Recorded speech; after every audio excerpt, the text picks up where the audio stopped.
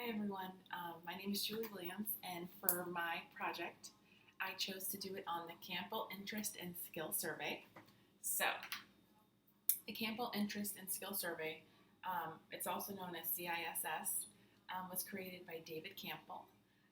He was born in 1934 in Iowa, and he attended for his bachelor's and master's degree Iowa State University. Then he got his doctorate in psychology in 1960 from the University of Minnesota. And while he was doing all of his work for his doctorate, he kind of realized how much he liked research. So he hoped that his career would find him in research. And so he began as an assistant professor.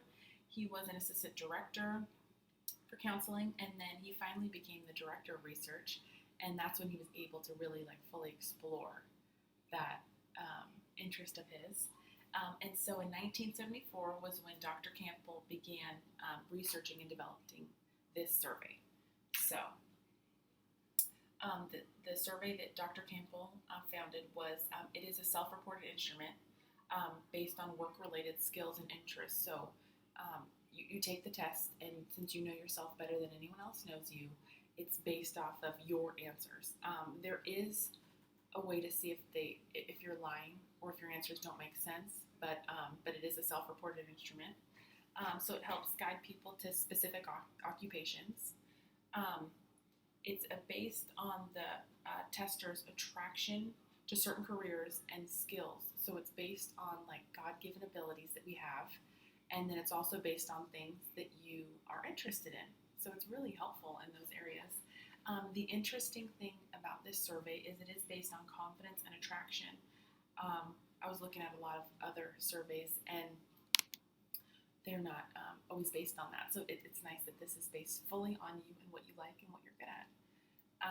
So the way that the test works is basically you take it, and it's based on 65 other occupations and people in those fields that are happy and successful. So your scores are based compared to those to see if you are similar to them. So his survey is really useful for psychologists, counselors, and people in human resource professions. So basically, if you work with people and they need guidance or help, then this would be a really great survey for you to know about. So it's helpful for people that are transitioning, displaced, career development, personal counseling, and specific academic study. So if you work with teenagers or young adults that don't know what they want to do, recommending this survey would be really good because it kind of can give them some direction and show them where their skills that God gave them, where they would best be useful. So it helps explore new areas of career development and pinpoint areas of study. So it's just like a guide. It's kind of like a funnel. You have all these facts and interests that a person has, what they're good at, and then you kind of funnel it into one direction so that they know where to go. The test is easy to understand, and the verbiage is in contemporary terms. Dr. Campbell worked really hard to make sure that the questions were simple and clear, and somebody could just answer them. They're not here to trick you. It's based on you and what you're good at. The test is very respectful of gender, age, race, ethnicity, and religion. So Dr. Campbell, being a psychology major, I would think that most people do like people in this field, and he did, and so he wanted to make sure that his test was helpful to people and didn't want to hurt anybody or disrespect anybody. So the test will identify obstacles and strengths. So it's just there to tell you what you're good at.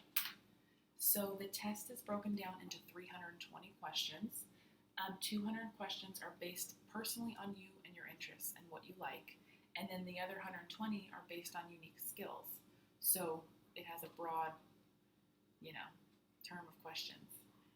So it uses the 6 points response scale. It's really good for people that are going into college or have just gotten to college.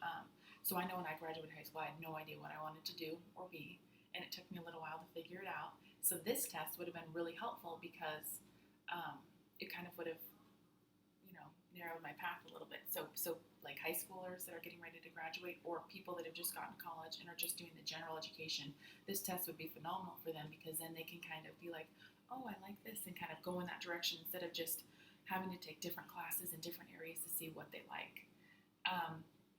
So it's intended for people that are 15 years or older. It's based on a 6th grade reading level, and it is available in English and Spanish. The way you score it, there's internet scoring, or there's Q local software, or Q global scoring and reporting. So depending on what's available for you. So the way that Dr. Campbell made this survey is it's based on 65 occupational jobs. He wanted to include as many jobs in this as he could. And so the data was collected by mail and mailing lists, and the median sample size of individuals in an occupation is 75. So he had to get at least 75 surveys back from somebody, let's say a doctor. So in the field of doctors, he had to get at least 75 for it to even work for this, and he probably got more. And most individuals in his survey held a bachelor's degree. The survey was broken down into 1,790 women and 3,435 men, so it has a good broad range of people. So it's based on the 7 orientation scales, and 25 basic scales are based on Dr. Campbell's model for occupational orientation. If you look at his test, it's based on these 7 categories. So influencing, that would include like law, public speaking, or sales. Organization, supervision and office practices. Helping is like the counseling fields, religious activities. Creating is like arts, writing, fashion, anything using the creating aspect. Analyzing is math and science. Producing is woodworking and farming. And adventuring is military and athletics. So whatever you're kind of drawn to, this kind of narrows it down for you. So the way that the test would look if you were going to take it is the interest scale is based on these letters. So it's like L is strongly like, then you have a slightly dislike, or strongly dislike. So it's broken down exactly how you feel about something. So there's always an answer for you.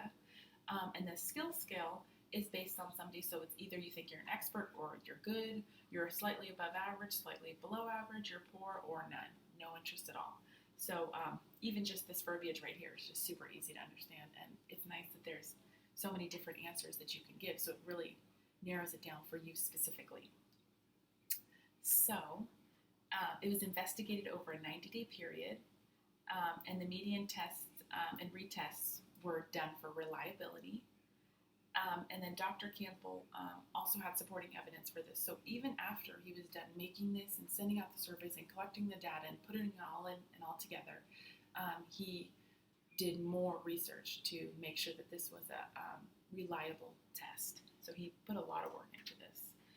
So in order to be able to administer this test, you have to have qualification level B, which we've been learning about. So you have to have at least a master's degree in like a person-centered job, so counseling, psychology, anything like that. Some teachers can give it out. Some people that hold certain licenses for medical services can give it out as well, but there are limitations on who can give it out. Not just anybody can get this test. Teachers are another job source that can get this test, which I think is super beneficial. So the test is only 25 to 35 minutes, and they offer it. You can take it like pen and paper. I would assume nowadays it's more so on the computer, but they said they still offer both, which is really nice. So how to interpret the results from the test. So basically the test is broken up into like a quadrant. And so you'd either have pursue, develop, explore, or avoid. And it's based just totally on your answer. So like pursue, for example, is based on you've scored high interest in this category and high skill. And then kind of the avoid is low interest and low skill. So if you really didn't like something, like for me, example, I'm terrible at arts and crafts, I guarantee you fashion or writing would not be a category that I would score high in. So the strengths of the Campbell Interest and Skill Survey are it has really strong validity and strong reliability, which through our readings we've found that those are both really important. It's very user-friendly, easy to understand. It's based on a 6th grade reading level, so if you're in college or almost to college, that should be easy for you to understand. And then it does have solid psychometric foundations and solid theoretical foundations, so those are both really good to have. Limitations on it, it is still kind of new. It's not as useful for people not going to college, so it is based on careers. So I would think that even if you're graduating high school, you could take it, but it is meant for college-bound people or people in college. And some of the results can be misleading. So those are things to think about. So these are my references for this project, and I hope that you guys have a better understanding of the Campbell test. Thank you.